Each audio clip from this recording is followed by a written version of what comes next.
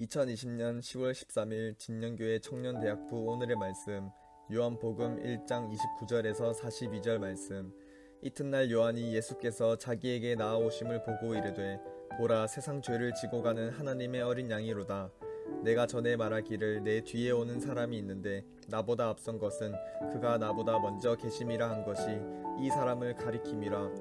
나도 그를 알지 못하였으나 내가 와서 물로 세례를 베푸는 것은 그를 이스라엘에 나타내려 함이라 하니라. 요한이 또 증언하여 이르되 내가 봄에 성령이 비둘기같이 하늘로부터 내려와서 그의 위에 머물렀더라. 나도 그를 알지 못하였으나 나를 보내어 물로 세례를 베풀라 하신 그이가 나에게 말씀하시되 성령이 내려서 누구 위에든지 머무는 것을 보거든 그가 곧 성령으로 세례를 베푸는 이인 줄 알라 하셨기에 내가 보고 그가 하나님의 아들이심을 증언하였노라 하니라.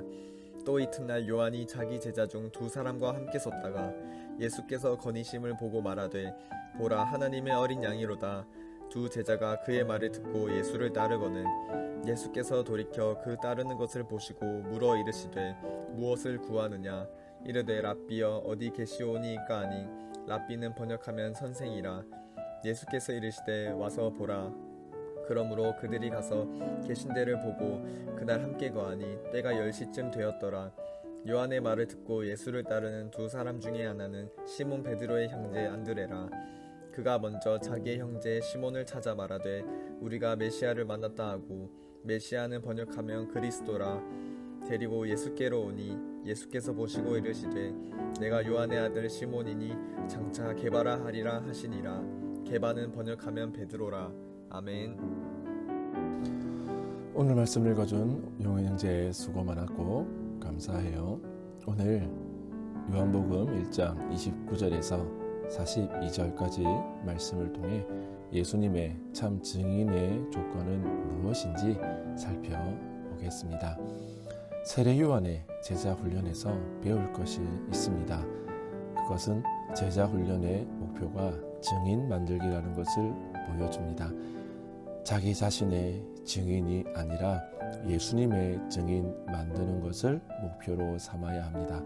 그래야 예수님의 제자가 태어납니다. 세례 요한은 예수님에 대해 있는 그대로 증거했습니다. 그를 세상 죄를 지고 가는 하나님의 어린 양이라고 소개합니다. 이것은 예수님이 어린 양처럼 제물로 하나님께 바쳐져야 한다는 뜻이고 그의 죽음을 암시하는 소개입니다. 솔직하긴 하지만 호감을 느낄 만한 소개는 아닙니다. 세례 요한은 이미 물 세례를 주는 사람으로 유명했습니다.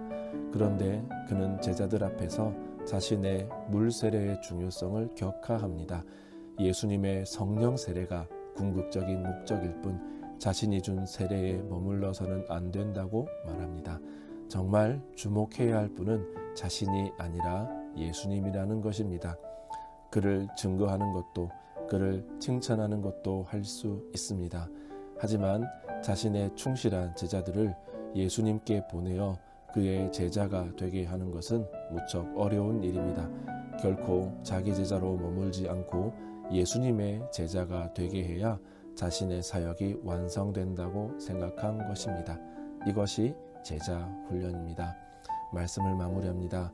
세례 요한은 추호도 예수님과 경쟁하려는 마음이 없었습니다. 예수님의 덕을 보려는 생각도 없었습니다. 예수님을 앞세웠고 예수님을 있는 그대로 전했습니다. 예수님께 제자를 보냈습니다. 아무것도 남지 않아도 좋으니 예수님만 드러나고 경배를 받으면 그것으로 좋겠습니다. 이것이 참된 제자 훈련임을 볼 수 있습니다.